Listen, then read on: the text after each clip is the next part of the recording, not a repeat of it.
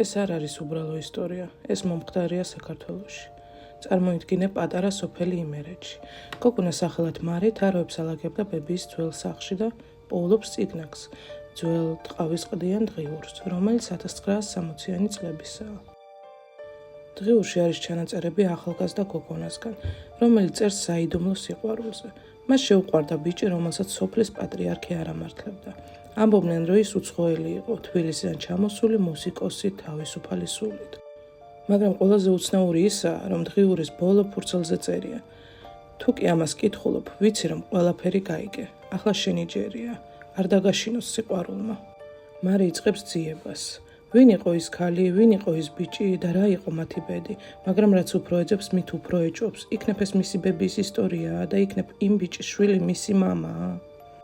დამიწერე თუ დაგაინტერესა ისტორიამ და აუცილებლად დავდებ ფართოს. მადლობა.